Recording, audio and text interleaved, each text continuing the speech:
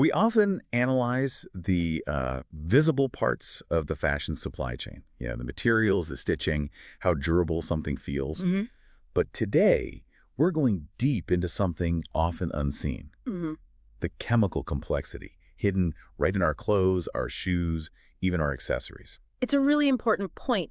Everything we wear fundamentally has a chemical history behind it. You think about that bright color, or maybe a wrinkle-free finish. Yeah, or water repellency. Exactly.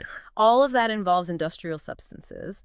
And the big question really for the industry is how do we manage all these chemical inputs? Manage them so they don't become, well, a health hazard or some kind of environmental toxin down the line. Precisely. And that's our mission today, right? To Yeah. define and really analyze the industry's main tool for tackling that exact question, the restricted substances list. People often just call it the RSL. That's right. The RSL, it's fundamentally a chemical blacklist. Simple as that. It defines specific compounds that are either completely banned or strictly limited in how much can be present during production. Production of textiles, garments, all those consumer goods. Yeah. And its purpose is kind of twofold. First, ensure the safety of the workers who are actually handling these substances day in, day out. And second, crucially, the safety of the consumer who ends up wearing the final product. Okay. And all of that while trying to mitigate the environmental damage, the impact on air and water quality. And this isn't some, niche issue just affecting a couple of factories somewhere, is it? Oh, not at all. This list, or rather these lists, influence decisions right across the entire global supply chain. Which brings us straight to a point of, immense complexity, I imagine. Okay, let's try and unpack this then. If the safety stakes are really that high, you'd think. Yeah. Surely there must be one single global RSL, like one list everybody has to follow. Yeah, that would seem logical, wouldn't it? It seems like the only sensible way to guarantee consistency. Well, what's fascinating, and really the crucial nugget of knowledge here, is the exact opposite. There is no single universal RSL. Really? No single list? Nope.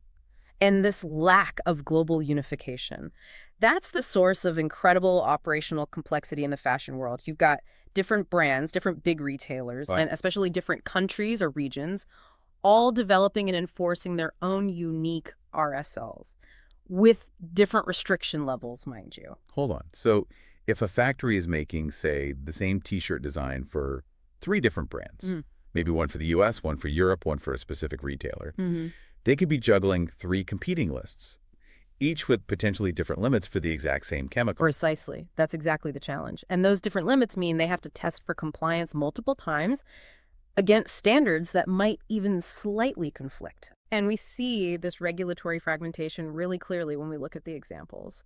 So on one hand, you've got private industry standards. And then Europe usually comes up here. Absolutely. You've got the regulatory heavy hitters, especially the European Union's REACH regulation. This forces companies to generate huge amounts of safety data. So it's a massive administrative load. Huge. Financial and administrative burden, yes.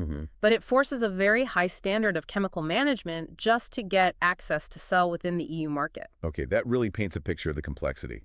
If I'm a global brand trying to navigate this patchwork of RSLs, that means higher costs, definitely more complicated audits. Audit fatigue is a real thing. And maybe even the risk that I accidentally just meet the lowest standard for a product I'm actually selling everywhere.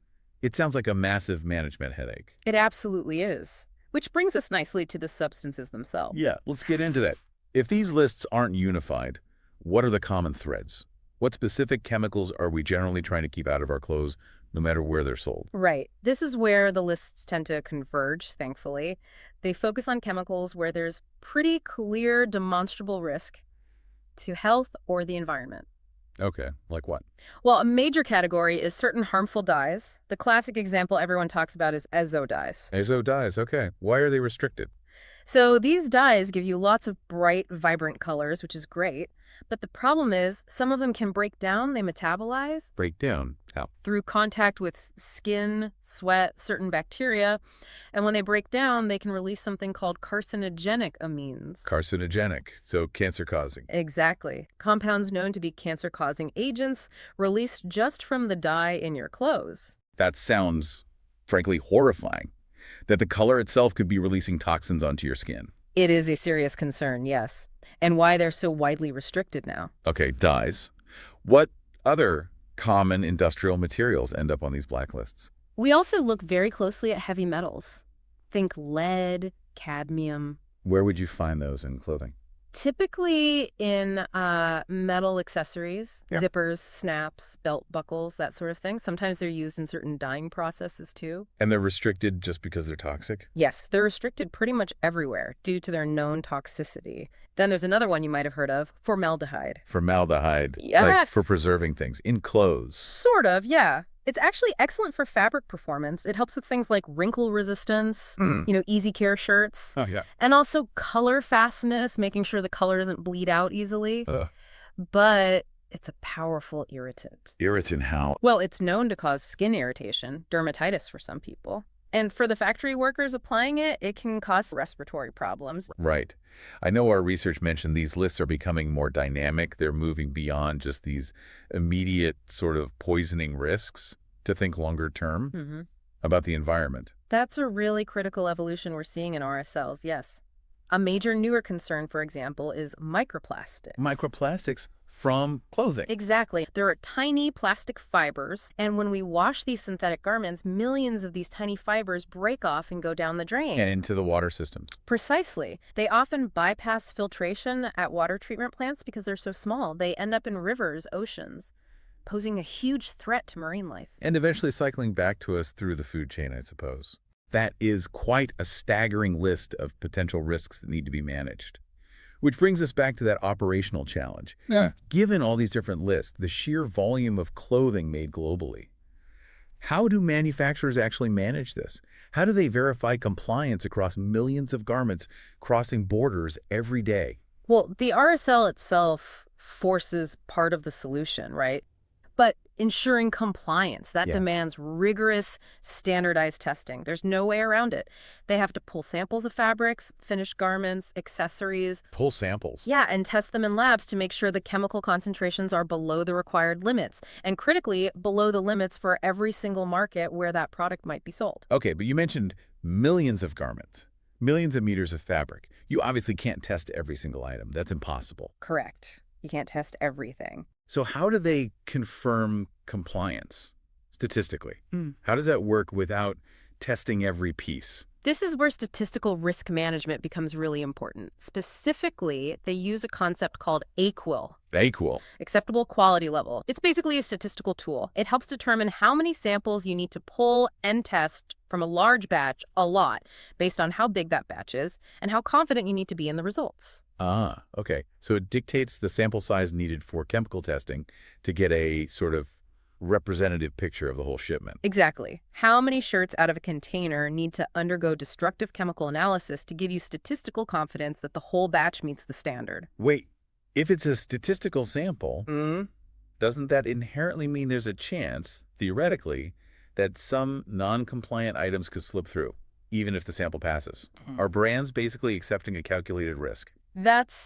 Well, yes. That's the core tension in any high-volume statistical quality control. But you're right. It means compliance management is really a continuous process of risk assessment. It demands consistency from suppliers, not just a single pass-fail test. Okay, that makes sense. So who's actually driving all this complex compliance and testing work? Is it just brands reacting to government rules, or is the industry pushing itself forward? It's definitely a multi-stakeholder push. You absolutely have the fashion brands and the big retailers. Many develop their own very strict RSLs and have robust auditing programs for their suppliers. They have reputations to protect. But then you also have really critical collaborative efforts from industry associations. A great example is the ZDHC program, Zero Discharge of Hazardous Chemicals. They promote greener chemistry education and tools. Okay, so industry groups are collaborating. Yeah. But we started by saying the big problem was the lack of a universal standard, all these competing lists causing complexity and cost. Yes. Is there any group specifically focused on tackling that problem, on trying to harmonize all these different brand and regional lists for everyone's benefit? There is, thankfully. Yeah. And they play a absolutely crucial role. That's the AFIRM group. AFIRM. Okay, what's that stand for? Apparel and Footwear International RSL Management Group.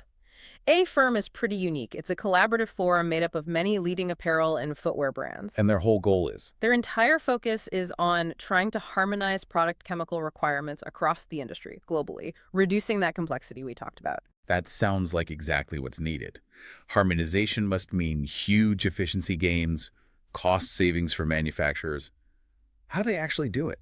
How do they consolidate requirements from dozens of competing brands? Their main tool is something called the AFIRM RSL guidance. Think of it like a shared playbook for the industry. A playbook. Yeah.